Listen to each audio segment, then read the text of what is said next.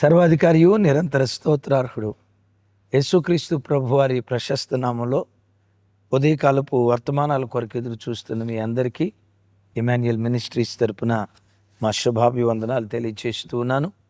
క్రీస్తునందు మాకు అత్యంత ప్రియమైన దైవజనాంగమ, ఈరోజు రేపు అనగా జూన్ 4, 5 తారీఖుల్లో గుంటూరు జిల్లా సత్తెనపల్లి దగ్గర గారలపాడు అనే గ్రామానికి వస్తూ ఉన్నాం. ఆ పరిసర ప్రాంతాల్లో ఉన్న కుటుంబాలన్నిటినీ హృదయపూర్వకంగా ఆహ్వానిస్తూ ఉన్నాం. అలాగే 5వ తారీఖు పగటిపూట గుంటూరు దగ్గర సిరిపురం అనే ప్రాంతంలో చర్చ్ డెడికేషన్. ఆ మందిర డెడికేషన్కి పగటిపూట వస్తూ ఉన్నాను. స్క్రీన్ మీద వాటి అడ్రస్లు చూస్తూ ఉన్నారు కదా. ఆ పరిసర ప్రాంతాల్లో ఉండే కుటుంబాలన్నిటినీ ఇమాన్యుయల్ మినిస్ట్రీస్ తరపున హృదయపు లోతుల్లో నుంచి మిమ్మల్ని ఆహ్వానిస్తూ ఉన్నాం. నిశ్చయంగా ఆ స్థలాల్లో దేవుడు గొప్ప కార్యాలు జరిగించినట్లుగా మీ ప్రార్థనలో జ్ఞాపకం చేసుకోండి. మంచిది. ఇదేనో మరో శ్రేష్టమైన వర్తమానం పరిశుద్ధాత్ముడు మన కొరకు సిద్ధపరిచారు. దేవుడు సిద్ధపరిచిన వర్తమానాన్ని విందాం. కీర్తనల గ్రంథం 102వ కీర్తన 6వ చరణం. 102వ కీర్తన 6వ చరణం. రైట్, నేను చదువుతాను. నేను అడవిలోని గోడబాతును పోలియున్నాను, పాడైన స్థలములలోని పగిడి కంటెవలే ఉన్నాను. ఈ కీర్తన 102వ కీర్తన. ఈ కీర్తన ఎవరు రాశారు? ఈ కీర్తన రాసిన కీర్తనకర్త పేరేంటి? వివరాలు వాస్తవంగా మనకు అందులో అందుబాటులో లేవు అనే చెప్పాలి. 101వ కీర్తన, 103వ కీర్తన భక్తుడైన దావీదు గారు రాసిన కీర్తన అని పై వచనంలో, ఆ కీర్తనకు పై భాగంలో రాయబడి ఉంది. ఒకసారి అందరు తలల పైకి ఎత్తండి. 103వ కీర్తన ఎవరు రాశారని చెప్పాను? 103వ కీర్తన ప్రారంభంలో ఏముంటుంది చెప్పండి. బైబిల్ చూసి కాదు, నా వైపు చూసి. రైట్, బ్రతికించారు. దేవుడు మేము దీవించుగాక. 101వ కీర్తన, 103వ కీర్తన భక్తుడైన దావీదు గారు రాశారు అని మనకు రాయబడి ఉంటుంది. కానీ 102వ కీర్తన ఎవరు రాశారో పైన ఆధారాలు లేవు. ఎవరు రాశారు అనేది రాయలేదు, కానీ ఏ స్థితిలో ఉండి రాశారో పై వచనంలో ఆ కీర్తన పై భాగంలో రాసి ఉంటుంది. చూడండి ఆ మాట. 102వ కీర్తన ప్రారంభం. నాతో కలిసి, దుఃఖము చేత ప్రాణము సొక్కినవాడు యెహోవా సన్నిధిన పెట్టిన మొర. మరోసారి, దుఃఖము చేత ప్రాణము సొక్కినవాడు యెహోవా సన్నిధిని పెట్టిన మొర. విన్నారా? ఏ మొర అది? ఈ కీర్తనలో 28 వచనాలు ఉంటాయి. ఈ 28 వచనాల్లో ప్రతి వచనం గుండెలను పిండేది. నిరీక్షణ, ధైర్యం, దేవుని పట్ల విశ్వాసం, ఎంత కృంగిన స్థితిలో ఉన్నవాడినైనా బ్రతికించేటట్లుగా ఈ కీర్తన ఉంటుంది. 150 కీర్తనలో ప్రతి కీర్తన ప్రత్యేకమైందే. అయితే ఈ 102వ కీర్తన బహు విశిష్టమైనది, ప్రత్యేకమైనది. ఏ స్థితిలో ఈ కీర్తన రాశాడంటే, దుఃఖము చేత ప్రాణము సొక్కినవాడు దేవుని సన్నిధిలో పెట్టిన మొర. ఎప్పుడు మొర పెట్టాడట? దుఃఖము చేత ప్రాణము సొక్కిపోవటం అనే మాట సహజంగా ఎక్కడింటామంటే, పిల్లల్ని తల్లిదండ్రులు కొట్టినప్పుడు తప్పు చేసాడనో, లేకపోతే ఏదో పొరపాటు చేశాడనో ఓ దెబ్బ కొట్టావనుకోండి, వాడు ఎక్కిలి గట్టి ఏడుస్తాడు. ఎక్కిలి గట్టి అని ఆ ఎక్కిలి గట్టి ఏడ్చి సొక్కిపోతాడు కదా. అప్పుడు అంటాం, ఒరే ఈడు ఏడ్చి సొక్కిపోయి నిద్రపోయాడు రా అంటాం. చూసారా? సొక్కిపోవటం అంటే ఆ దుఃఖం స్థాయి దాటి గుండెలు అవిసేలాగా ఏడ్చి ఇక ఏడవటానికి ఓపిక లేక కొసాలను కూలిపోయి హృదయాంతరేంద్రియాలలో నుండి బయలుదేరిన ఆ మాటలే ఈ కీర్తనలో పొందుపరచబడ్డాయి. ఎవరు రాశారు ఈ కీర్తన స్పష్టంగా మనకు తెలియదు, కానీ వ్యాఖ్యానకర్తలు ఏం చెప్తారంటే, నో డౌట్ భక్తుడైన దావీదు గారే ఈ కీర్తన రాశాడని. మరికొంతమంది ఇర్మియా ప్రవక్త రాసిన కీర్తన ఈ కీర్తన అంటారు. ఇంకొంతమంది దానియేలు భక్తుడు రాసిన కీర్తన ఈ కీర్తన అని అంటారు. ఖచ్చితంగా ఈ కీర్తన ఈ ముగ్గురు చుట్టూతోనే తిరుగుతూ ఉంటుంది. ఎందుకంటే అక్కడ వ్రాయబడిన సందర్భాలు, యెరూషలేం పడిపోవటం, సియోనును మరలా నువ్వు తిరిగి కడతావయ్యా, పాడైపోయిన యెరూషలేం పట్ల మరలా నువ్వు దయ చూపిస్తావయ్యా, నిర్ణయ కాలంలో తప్పకుండా నువ్వు దయ చూపిస్తావయ్యా అని నిరీక్షణతో కూడుకున్న ఇత్యాది విషయాలు ఈ కీర్తనలో ఉన్నాయి. కనుక చాలామంది భక్తులు విశ్వసించేది, నో డౌట్ ఈ కీర్తన దావీదు గారు రాశారు అని కొందరంటే, ఇంకొందరు లేదు లేదు లేదు ఇది ఇర్మియా ప్రవక్త రాసిన కీర్తన అని, మరికొంతమంది లేదు లేదు లేదు ఈ కీర్తన దానియేలు రాశాడు అని అంటారు.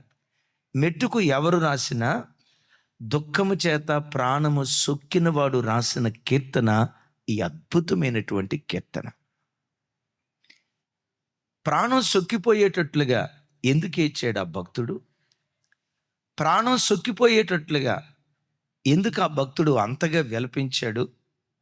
తన ప్రాణం సొక్కిపోయేటట్లుగా ఏడవటానికి అతన్ని కలిసివేసిన పరిస్థితులు ఏంటి అనేది మనకు అర్థం కావాలంటే, ప్రాణం సొక్కి దుఃఖంతో వ్రాసిన ఈ కీర్తనకర్త తాను ఎలా ఉన్నాడు అని అంటున్నాడంటే, అడవిలో గోడబాతును నేను పోలి ఉన్నాను అంటాడు.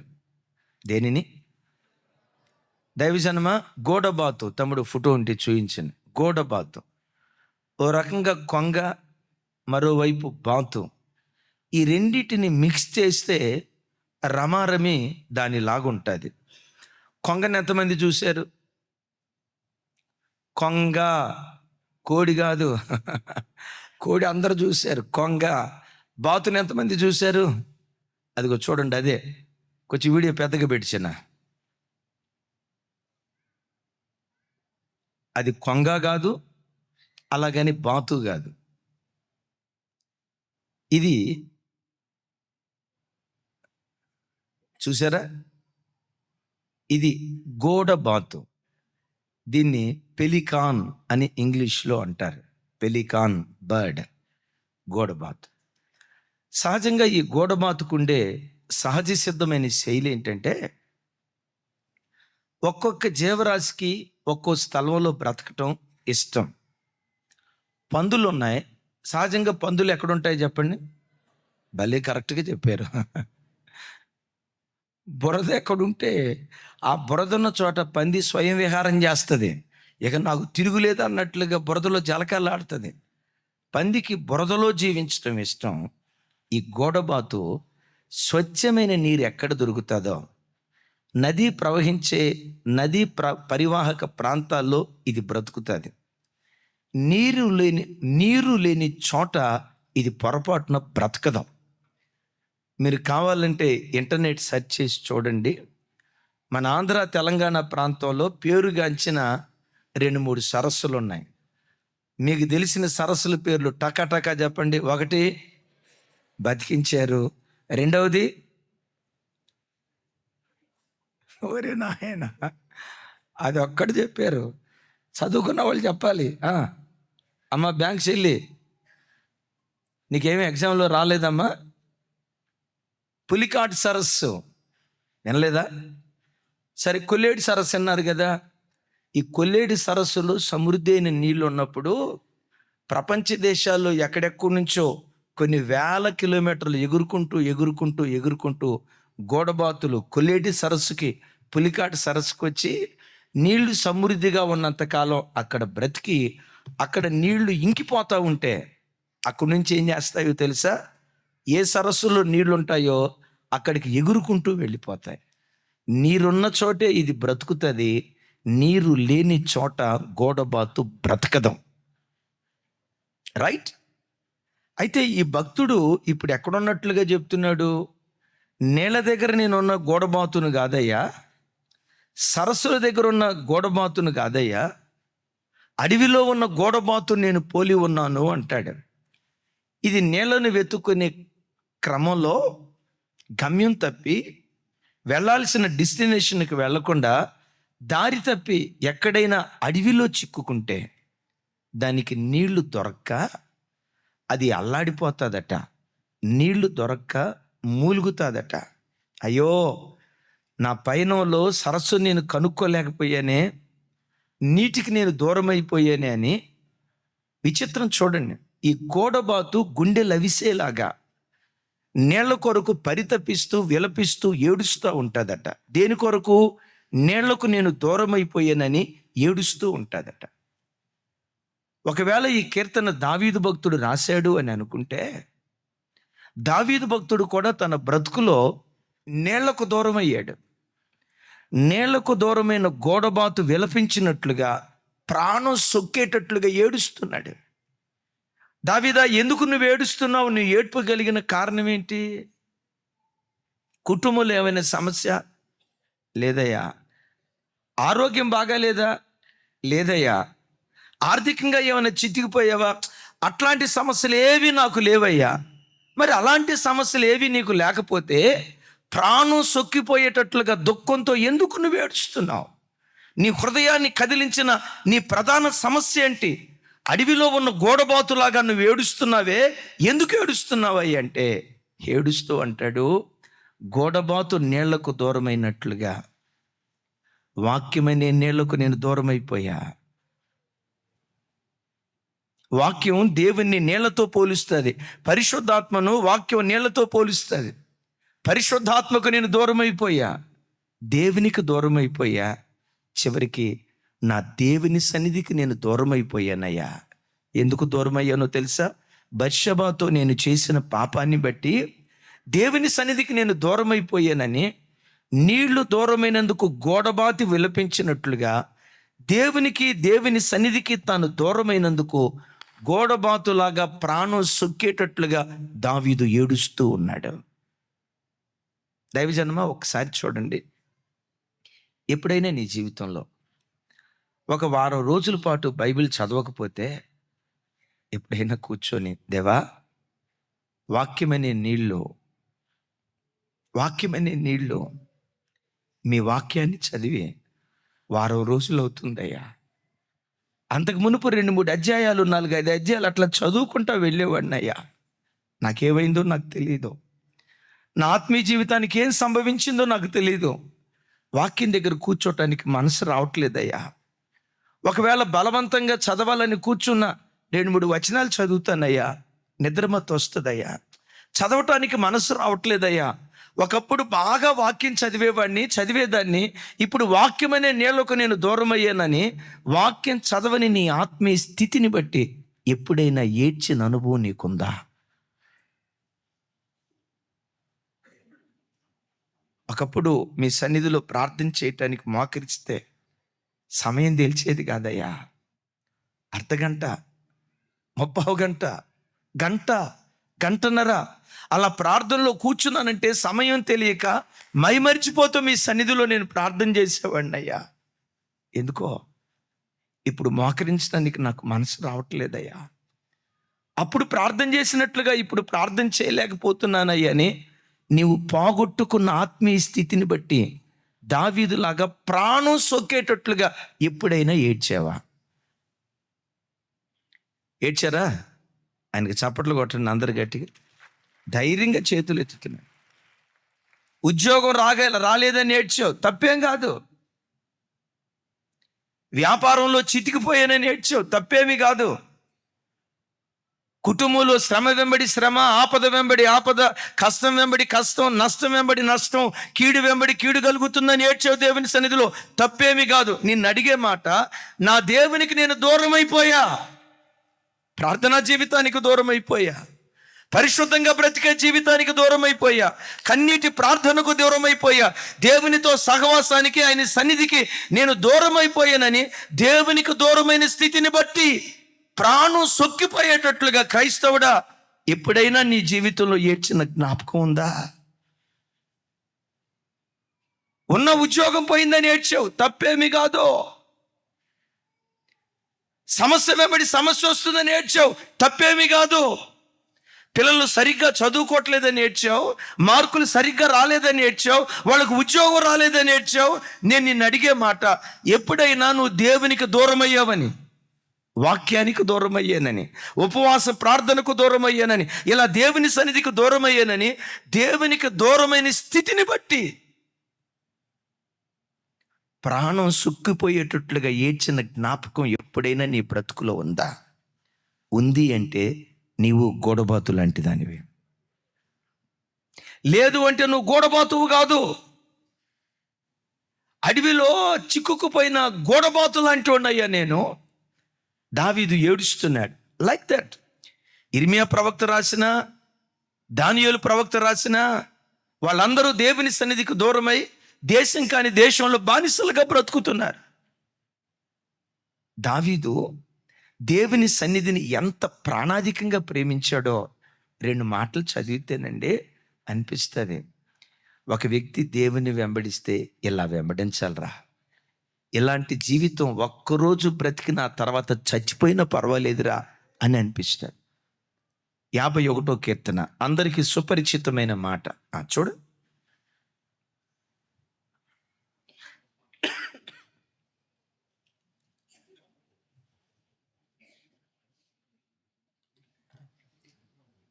యాభై 51వ కీర్తన 11, 12 చరణాలు.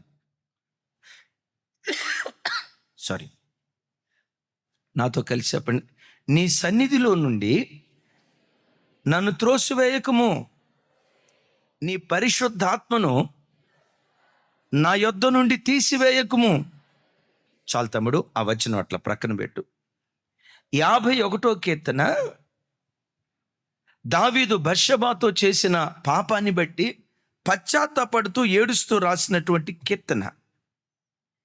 ఎక్కడ ఈ చరణాల్లో, ఈ వచనాల్లో, అయ్యా నాకు సింహాసనాన్ని దూరం చేయకో, కుర్చీ లేకపోతే నేను బ్రతకలేను, కిరీటాన్ని నాకు దూరం చేయకు, రాజ్యాన్ని నాకు దూరం చేయకు, ఐశ్వర్యాన్ని నాకు దూరం చేయకు అని కనీసం ఒక్క చరణంలో కూడా రాయలేదండి. ప్రతి వచనం పశ్చాత్తాపంతో, దుఃఖముతో ప్రాణం సొక్కిపోయేటట్లుగా ఏడుస్తూ రాసిన కీర్తన. సింహాసనం దూరం అయిపోయినా పర్వాలేదయ్యా, ఏమంటాడో తెలుసా? నీ సన్నిధి నాకు దూరం చేయకయ్యా. నా యొద్ద నుండి కిరీటం తీసేసినా పర్వాలేదు, సింహాసనం తీసేసినా పర్వాలేదు, నాలో ఉన్న పరిశుద్ధాత్మను నా యొద్ద నుండి తీసివేయకయ్యా. విన్నారా? అయ్యా, తల మీద నుంచి కిరీటం పోయిందా? పర్వాలేదు, నేను దాని గురించి బాధపడను. సింహాసనం పోయిందా? దాని గురించి నేను బాధపడను. ఇవన్నీ నాకు దూరం చేసినా నేను బాధపడను, కానీ నీ సన్నిధి మాత్రం నాకు దూరం చేయకయ్యా. నాలో ఉన్న పరిశుద్ధాత్మను నాలో నుంచి తీసివేయకయ్యా అని దేవుని సన్నిధిలో ప్రాణం సొక్కేటట్లుగా దేవుని సన్నిధిలో ఏడుస్తూ ఉన్నాడు. గట్టిగా చెప్తాం ఆమెన్. కొంచెం గట్టిగా ఆమెన్. దైవజనమా, ఒక్కసారి నీ ఆధ్యాత్మిక స్థితి ఒక్కసారి ఆలోచించు. ఈ భక్తులు ఆత్మ సంబంధమైన వాటికి వాళ్ళు దూరమైనప్పుడు, భక్తి సంబంధమైన జీవితానికి వాళ్ళు దూరమైనప్పుడు, పరితాపం చెందుతూ గోడబాతులాగా ప్రాణం సొక్కేటట్లుగా ఏడ్చి ఏడ్చి ఏడ్చి ఏడ్చి దుఃఖంతో వాళ్ళు దేవుని సన్నిధిలో ప్రార్థన చేశారు. ఈ వాక్యం వింటున్న నీ బ్రతుకులో కూర్చొని ఒకసారి ఆలోచించు. మోకరించిన స్థలంలో ఒక 2 గంటలు లేవకుండా కంటిన్యూస్గా ఒక 2 గంటల సేపు దేవుని సన్నిధిలో నువ్వు ప్రార్థన చేసి ఎంత కాలం అవుతుంది? ఎంత కాలం అవుతుంది? కూర్చొని దేవుని సన్నిధిలో పరిశుద్ధ గ్రంథాన్ని పట్టుకొని 4-5 అధ్యాయాలు ఇక మధ్యలో నుంచి లేవకుండా కంటిన్యూస్గా దేవుని సన్నిధిలో నువ్వు గడిపి ఎంతకాలం అవుతుంది? నీ ప్రార్థన మొక్కుబడి ప్రార్థన అవుతుంది కదా. దేవా, ప్రయాణంలో వెళ్తున్నాను, కుడిపక్క గాబ్రియేలు, ఎడంపక్క మికాయేలు, యేసునామములో అడుగుతున్నాం తండ్రి. ఎవరో మనిషి ఆమేనందే. ఈ ప్రార్థనకే నీ భక్తిని ఒకవేళ పరిమితం చేసావా? దేవుని దగ్గరకు వస్తున్నావు, తనివి తీరా దేవునితో నువ్వు గడిపి ఎంతకాలం అవుతుంది? ఆదివారం దేవుని మందిరానికి వచ్చావు, మంచిదే. ఈరోజు ఉపవాస ప్రార్థనకు దేవుని మందిరానికి వచ్చావు, మంచిదే. బిడ్డ, నా వైపు చూడు.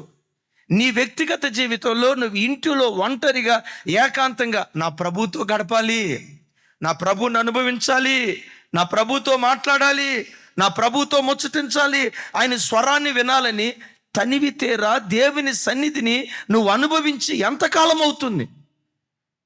సరే, దేవుని సన్నిధికి దూరం అయితే దూరం అయ్యావు, ఒక మాట. ప్రార్థనా జీవితానికి నేను దూరం అయిపోయాను అన్న పరితాపం నీలో ఉందా?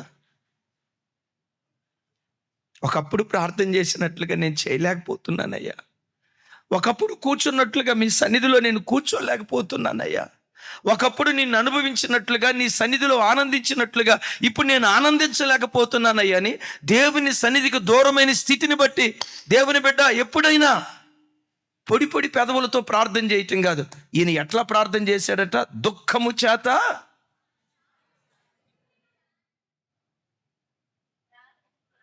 యేసయ్యా నీకు దూరం అయిపోయా, నా పాపాన్ని బట్టి నీకు దూరం అయిపోయా, నా భక్తిహీనతను బట్టి నీకు దూరం అయిపోయా, నా విధేయతను బట్టి నీకు దూరం అయిపోయా, నా సోమరితనాన్ని బట్టి నీకు దూరం అయిపోయా, నా బద్ధకాన్ని బట్టి నీకు దూరం అయిపోయా, ప్రార్థన లేమిని బట్టి నీకు దూరం అయిపోయా, నా ఆత్మీయ అనుభవాలు కోల్పోయానయ్యని ప్రాణం సొక్కిపోయేటట్లుగా ఎప్పుడైనా దేవుని దగ్గర ఏడ్చావా?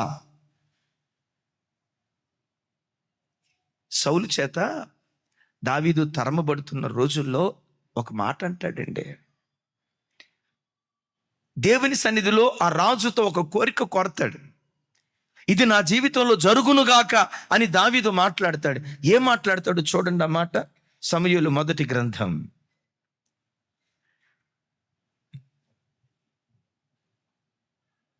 26వ అధ్యాయం 20వ వచనం ఒకసారి చూడండి.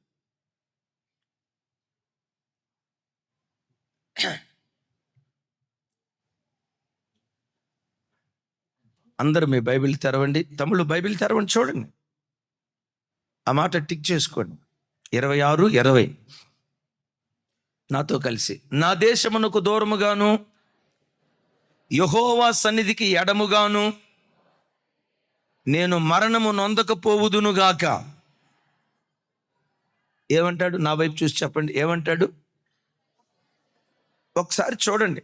దావీదును సౌలు తరుముతున్నాడు. వాస్తవంగా అనాల్సిన మాట ఏంటంటే, నీ కాళ్ళు పట్టుకుంటానయ్యా, నన్ను తరంకో, ఇప్పటికే అలసిపోయానయ్యా, నన్ను తరవుకో, నీకు దండం పెడతా, నేను నీకే కీడు చేసినోడిని కాదు, నన్ను అట్లా తరంకయ్యా అని కాళ్ళ మీద పడి బతిమలాడుకోవాలి. అలాంటి ప్రతికూల పరిస్థితుల్లో కూడా ఏమంటాడో తెలుసా? రాజా, నా దేశమునకు దూరంగా యెహోవా సన్నిధికి ఎడముగా నేను మరణము నొందకపోవుదునుగాక అంటాడు. అంటే ఈ మాటలో పరోక్షంగా ఉన్న ఆత్మీయ అర్థం ఏంటో తెలుసా? నా మరణం కూడా దేవుని సన్నిధిలోనే ఉండాలి. యెహోవా సన్నిధికి నేను దూరం కాకూడదు. యెహోవా సన్నిధికి దూరముగా, చూడండి, యెహోవా సన్నిధికి ఎడముగా నా దేశమునకు దూరముగా నేను మరణము నొందకపోవుదునుగాక. అంటే ఇప్పుడు దావీదుని అడుగుదాం, దావీదు గారు ఏంటి నీ దేశం అంటే బాగా దేశాభిమానమా? దేశాభిమానం ఉండాలి, మంచిదే. అయితే దేశాభిమానం కంటే తన దేశం పట్ల దావీదుకి ఎందుకు అంత అభిమానమో తెలుసా?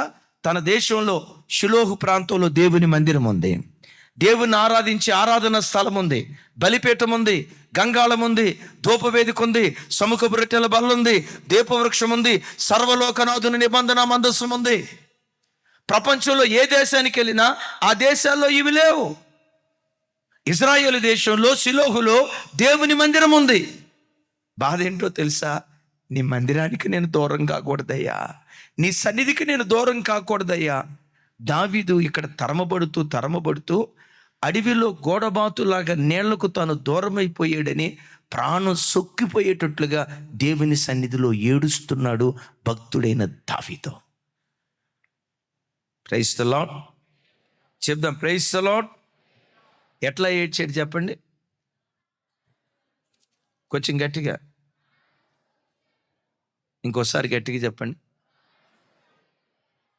తమ్ముళ్ళారా చూడండి, చెల్లెలారా చూడండి. ఎప్పుడైనా నీ జీవితంలో దేవునికి దుఃఖాన్ని కలుగు చేసే ఒక పని నువ్వు చేసిన తర్వాత నీ ప్రాణం సొక్కిపోయేటట్లుగా దేవుని దగ్గర ఏడ్చావా? ఈ ఫోన్లో చూడకూడదు నేను చూసా యేసయ్యా, వినకూడని మాటలు నేను విన్నా యేసయ్యా, నీకు ఆయాస్కరంగా నేను బ్రతికా యేసయ్యా. ప్రాణం సొక్కిపోయేటట్లుగా ఎప్పుడైనా దేవుని సన్నిధిలో నువ్వు ఏడవగలిగేవా? అలాంటి పరితాపపు ఆత్మ దేవుని సన్నిధిలో నువ్వు కలిగి జీవించావో లేదో ఒక్కసారి నీ బ్రతుకులో ఆలోచించు. గోడబాతు నీళ్లు లేని స్థలాల్లో ఉండదు. నీళ్ళు ఎక్కడ దొరుకుతాయో, నీళ్ళు ఎక్కడ ప్రవహిస్తాయో, నీళ్లున్న చోటే ఇది నివసించడానికి ఇష్టపడినట్లుగా దావీదు కూడా వాక్యమనే నీళ్ళ దగ్గర, పరిశుద్ధాత్మ అనే నీళ్ళ దగ్గర, కన్నీటి ప్రార్థన అనే నీళ్ళ దగ్గర, దేవుని సన్నిధి అనే నీళ్ళ దగ్గర తాను బ్రతకటానికి ఇష్టపడతాడు. అందుకని ఓ కీర్తనలో అంటాడు కదా, నీటి వాగుల కొరకు దుప్పి ఆశపడుతున్నట్లుగా దేవా నా ప్రాణము నీ కొరకు ఆశపడుచున్నదయ్యా. దేని కొరకు? నీటి వాగుల కొరకు దుప్పి ఆశపడినట్లుగా నీ కొరకు నా ప్రాణం ఆశపడుతుందయ్యా. రాత్రి పండుకున్న వెంటనే ఎప్పుడు తెల్లారుతుందా నా ప్రభుతో మాట్లాడాలి. ఉదయం లేవటంతో నా దేవుని ముఖ దర్శనం చేసుకోవాలి, లేవటంతో నా దేవుని వాక్యాన్ని చదువుకోవాలని నీ ప్రాణం తహతహలాడుతూ నిద్రలోకి వెళ్ళిన జ్ఞాపకం ఉందా? ఈరోజు 8 దాకా లేవకుండా నేను పడుకోవాలి అని అనుకున్న జ్ఞాపకం నీకుందా?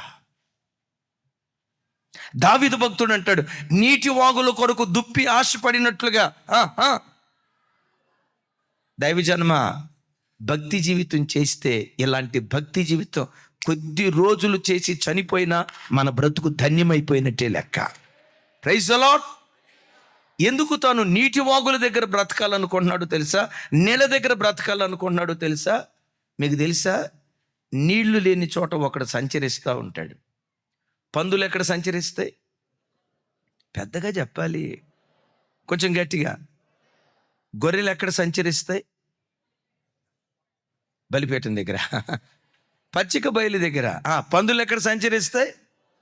గోడబాత ఎక్కడ ఉంటుంది? నీళ్లు లేని చోట ఒకడు సంచరిస్తాడు. ఎవడాడు చెప్పండి? దేన్ని బట్టి చెప్పారు మీరు? డెఫినెట్గా దేన్ని బట్టి చెప్పుంటారో చెప్పంటారా? లింకు కలిసిద్దని చూడండి, సువార్తల్లో రాయబడి ఉంటుంది. మత్తయి సువార్త 12వ అధ్యాయం 43వ వచనం. 12:43.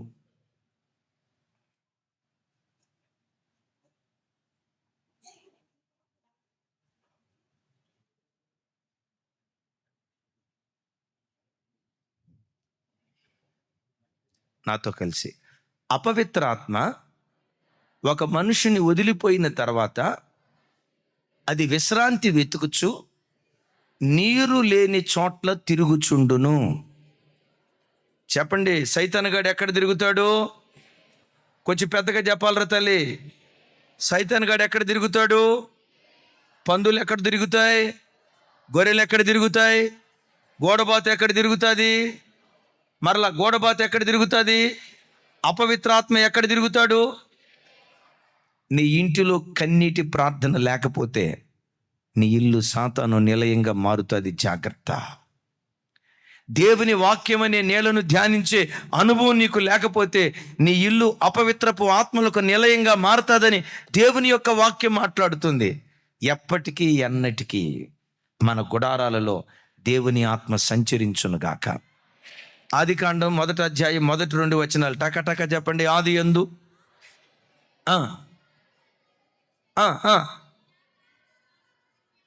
ఉండెను, జలముల మీద దేవుని ఆత్మ అల్లాడుచూ ఉండెను అని రాస్తున్నాడు. జలముల మీద ఎవరు అల్లాడుతున్నారు? జలములు లేని చోట ఎవరు అల్లాడుతున్నారు? దేవుని ఆత్మ. మరలా చెప్పండి, జలముల మీద ఎవరు అల్లాడుతున్నారు? జలములు లేని చోట ఎవడు సంచరిస్తున్నాడు? నీ కళ్ళు జలాలతో నిండుకుంటే, పశ్చాత్తాపపు జలాలతో నిండుకుంటే నీ హృదయమే దేవుని ఆత్మకు నివాస స్థానంగా నా దేవుడు మార్చునుగాక. తప్పు చేసి కూడా, దేవునికి ఆయాస్కరంగా బ్రతికి కూడా, దేవునికి విరోధంగా నడిచి కూడా ఏమి ఎరగని వ్యక్తిలాగా నువ్వు వచ్చిపోతే, ఆ పశ్చాత్తాపపు కన్నీరు నీకు లేకపోతే, ఆ పశ్చాత్తాపపు దుఃఖం నీకు లేకపోతే, ప్రాణం సొక్కిపోయేటట్లుగా ఏడ్చిన అనుభవం నీ వ్యక్తిగత జీవితంలో లేకపోతే, నీవు అపవిత్ర ఆత్మకు నిలయమైపోతావు. దేవుడు మనందరినీ బలపరిచి గోడబాతులాగా నీళ్ళ కొరకు దూరమైనప్పుడు పరితాపపడే ఆత్మ మన ఒక్కొక్కరి మీద దేవుడు కుమ్మరించునుగాక.